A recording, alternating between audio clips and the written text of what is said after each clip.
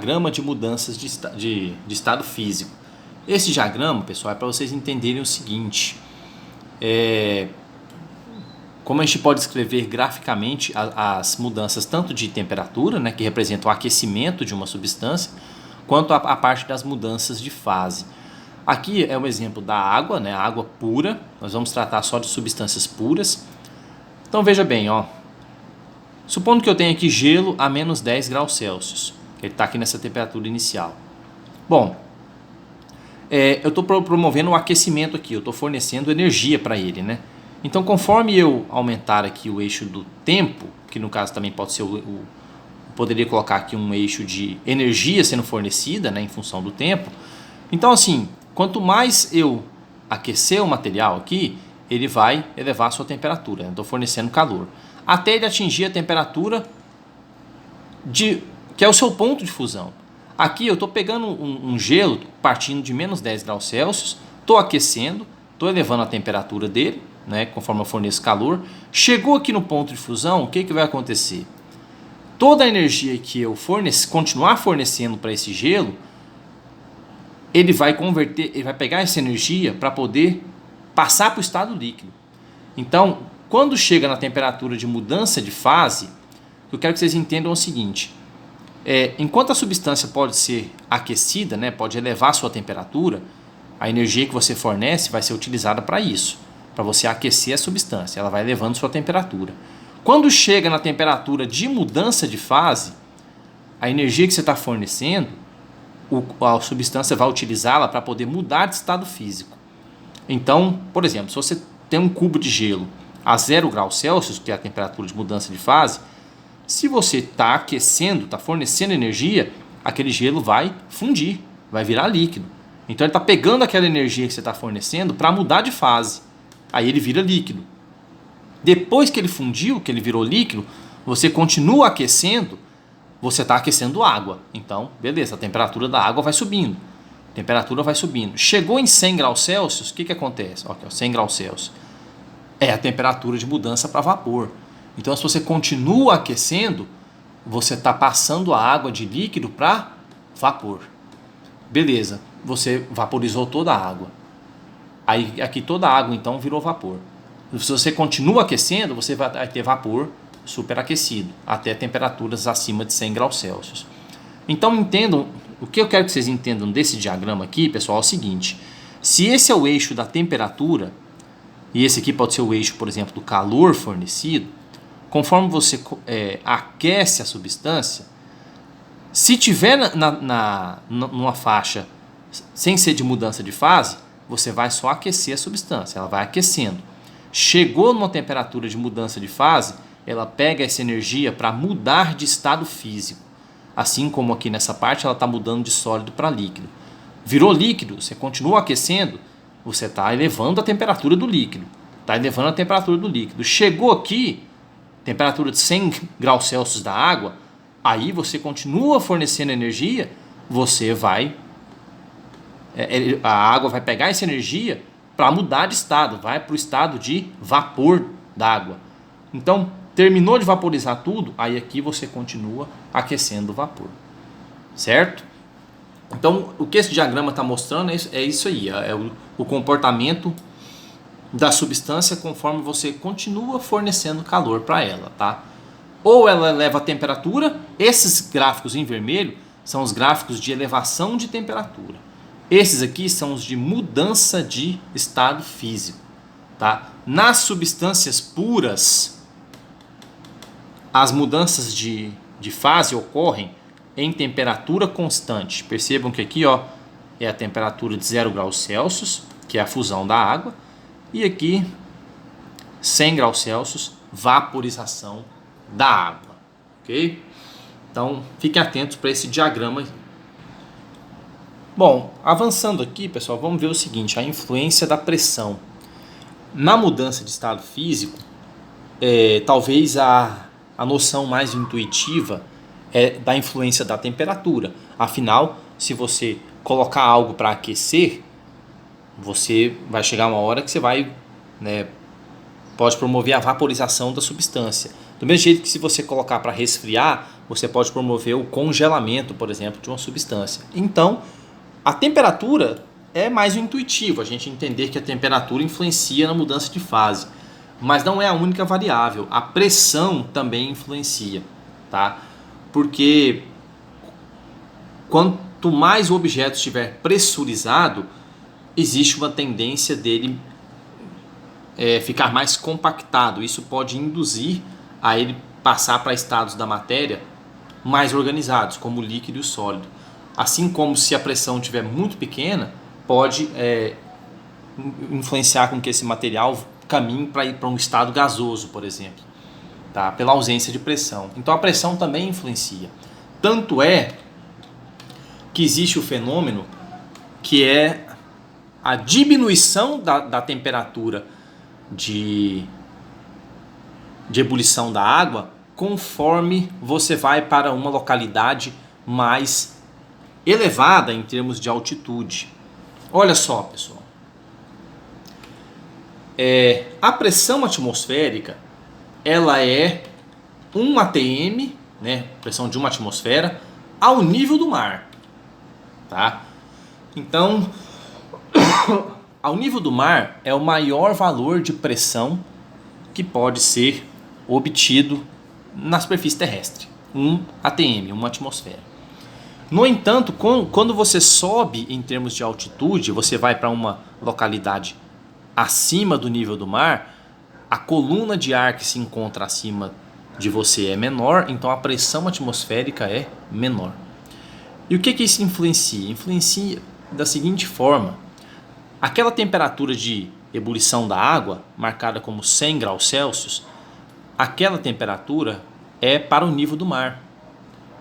Em localidades mais elevadas, a água não precisa chegar a 100 graus Celsius para passar para o estado de vapor. Não precisa. Por quê? Porque a pressão é menor. Quando a pressão é menor, acaba que o ponto de ebulição das substâncias tende a tornar-se menor. Quanto mais você subir em termos de altitude, menor vai ser a pressão atmosférica, menor é a temperatura que a água precisa chegar para mudar de fase. Veja aqui, ó, do mar, e ele toma como exemplo a cidade de Santos, a temperatura de vaporização da água é 100 graus Celsius, é o padrão, né? Mas em São Paulo, que já está a 750 metros de altitude, já não precisa chegar a 100, consegue vaporizar a água a 98 graus Celsius. Em Brasília, que já está com uma altitude próxima de 1.100 metros, precisa chegar apenas a 96 graus Celsius para vaporizar a água. E assim por diante. Aqui, ó, Quito, no capital do Equador, que está a 2.850 metros, em 90 graus Celsius, a água já muda de fase para vapor. La Paz, que é mais alta ainda, né, uma das capitais da Bolívia, que a Bolívia tem 3 capitais, né, capital administrativa, capital constitucional, entre outras. Então, 3.600 metros de altitude implica o quê? Que em La Paz a água passa para o estado de vapor a 87 graus Celsius. Então veja esse comportamento, ó. Conforme sobe a altitude, a pressão atmosférica diminui. Conforme a pressão atmosférica diminui, a temperatura de mudança de fase também diminui. Ou seja, a pressão também influencia para uma substância mudar de fase ou não, tá? Quando você mexe na temperatura ou mexe na pressão, você consegue fazer uma substância mudar de fase.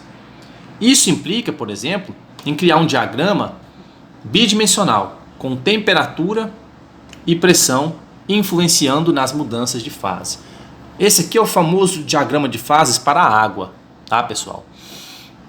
Então vejam que aqui, ó, tem uma região de estado sólido, uma região de estado de vapor e uma região de estado líquido. E esse gráfico é bidimensional, você pode mexer na temperatura, que é o eixo X, e na pressão, que é o eixo Y. Isso implica em que, olha só, pessoal, vamos supor que você tem uma amostra de água a essa pressão aqui de 1 atm. Se você mexe só na temperatura, vamos supor que você aqueça. Você está aquecendo, você está migrando a temperatura para cá. Aqui é o ponto de mudança de fase de sólido para líquido. Então aqui a água já passa para o estado líquido. Então passou para o estado líquido. Você continua aquecendo, ela vai passar aqui a região líquido-vapor, passou então para o estado de vapor. O resfriamento, a pressão constante, seria voltar no gráfico. Você pega vapor, começa a resfriar, aqui em cima dessa linha é o ponto de mudança de vapor para líquido, passou para cá, você liquefez a água aqui ela é estado líquido. Você continua resfriando, chegou aqui na região de mudança para o estado sólido, você continua resfriando, a pressão constante ela passa então para o estado gasoso. Então as mudanças de estado físico estão contidas aqui no famoso diagrama de fases da água. E aí, só para passar com mais detalhes, nós vamos falar sobre essas curvas aqui, ó, as interfaces entre as regiões sólido-líquido, líquido-vapor e sólido-vapor. Então vamos passar aqui, ó. A curva de fusão, fusão-solidificação, a fronteira entre os estados sólido e líquido, ou seja, essa fronteira aqui, tá? Então, se você tem uma substância, por exemplo, no caso a água, com um certo valor de pressão e temperatura, se você conseguir passar por essa linha aqui, é a mudança sólido-líquido, ok? E também a volta, né, como eu expliquei, líquido-sólido. Então, essa outra curva aqui é a curva de vaporização. Curva de vaporização é essa parte aqui, ó. É a região de fronteira entre o estado líquido e o estado de vapor.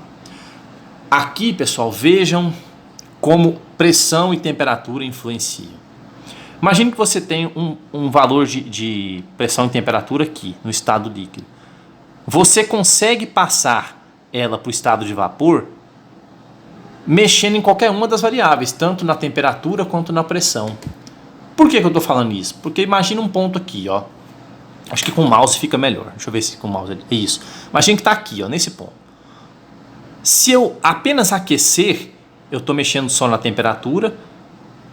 Pronto, eu passei para o estado de vapor, apenas aquecendo, porque o aquecimento é nesse sentido aqui do gráfico. Então, se eu mantenho pressão constante e aqueço, eu mexo nesse sentido, passei para o estado de vapor. Mas se eu voltar aqui, ó, não, eu não vou mexer na temperatura, eu vou mexer na pressão, eu vou promover uma queda de pressão. Se eu promover uma queda de pressão, olha para onde vai o mouse. Uma queda de pressão, eu caminho para baixo aqui, ó, passo para o estado de vapor do mesmo jeito. Por isso que pressão e temperatura influenciam. Como eu estou mostrando num ponto aqui, se eu aquecer, eu vou para o estado de vapor. Mas se eu despressurizar, eu também vou para o estado de vapor. Por isso que a pressão influencia. Tá? Esse diagrama mostra bem claro a influência da temperatura, que é o eixo X, e da pressão, que é o eixo Y. Certo? Então, entendam que o que esse diagrama quer mostrar primordialmente é isso. A influência da pressão e da temperatura. Se eu tiver, por exemplo, um estado de vapor aqui, ó, e eu resfriar, mexer na temperatura, ou seja, eu estou caminhando para cá. Beleza, eu liquefiz a água, passei para o estado líquido. Mas se eu tiver aqui e eu aumentar a pressão, beleza, vou aumentar a pressão nesse sistema. Ele vai mudar de fase também. Ele passa para estado líquido também. Certo? Então fica claro aqui a influência não só da temperatura, mas da pressão. Ok?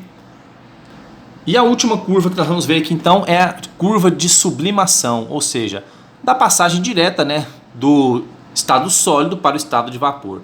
Veja que tem uma condição aqui, ó, ele tem que estar mais ou menos nesses valores aqui de pressão e temperatura, porque daqui eu consigo passar direto, ó pessoal, do sólido para o vapor, que é o que eu estou fazendo aqui com o mouse. Quando eu aqueço, eu faço isso. Ou quando eu aumento a pressão. Se eu tenho uma substância nesse ponto aqui, de temperatura e pressão, e eu só abaixo a pressão, acho que eu falei aumento, né? Abaixo a pressão. Quando eu abaixo a pressão, eu passo ele para vapor. Ele vem para a região mais baixa aqui. Então, a sublimação também pode ser feita tanto mexendo na temperatura, que é o eixo X aqui, quanto na pressão, que é o eixo Y. Então, aqui é a fronteira de passagem direta do estado sólido para o estado de vapor, certo? Então, aqui para a gente fechar essa extensa aula, né, vamos falar de alguns pontos importantes aqui no caso da água, que é o ponto triplo e o ponto crítico. Primeiramente, o ponto triplo. Deixa eu tentar maximizar isso aqui. Fica melhor. O ponto triplo, pessoal, é onde é um certo valor aqui de temperatura e de pressão, onde as três fases da água coexistem, né? Coexistem ao mesmo tempo. Ficou redundante, mas bom. Coexistem ao mesmo tempo. E é esse ponto aqui. Qualquer mudança, aqui tem um equilíbrio instável entre essas três fases. Se você promover um pequeno aquecimento, ele muda para vapor, né? Se você promover um resfriamento aqui, ele vai todo para o lado do sólido. Se você mexer um pouquinho para cá, ele pode ir para o estado líquido. Então, nesse ponto aqui, é o ponto de coexistência das três fases, bom? Chamado ponto triplo da água. Esse outro ponto que tem aqui é o chamado ponto crítico.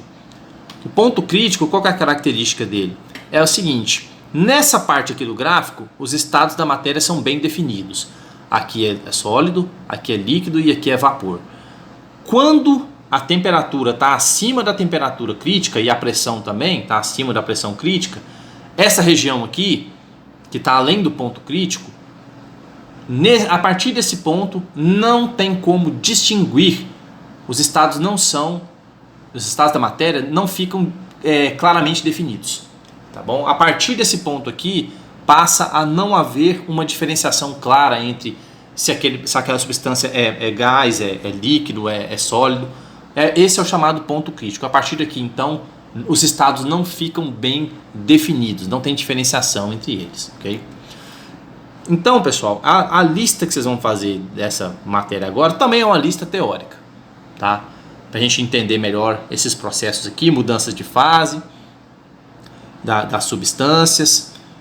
Mas eu já adianto que a próxima parte vai envolver isso aqui, as mudanças de estado físico, e nós teremos equações, tá bom? Então, por enquanto, ainda a lista, essa próxima, é teórica, mas já se preparem, porque essas mudanças de estado aqui, ó, que envolvem fornecimento ou retirada de calor, é isso que nós vamos trabalhar posteriormente. Equações para cálculos de quantidade de calor que tem que ser necessários para aquecer, resfriar ou fazer a substância mudar de estado físico. Então, por enquanto, é só teórico, é só vocês revisarem esse slide aqui. Até pensando em postar ele lá no Classroom também, para vocês terem como pesquisar e resolver a lista. Então, listinha teórica sobre isso aqui para a gente fazer na próxima aula.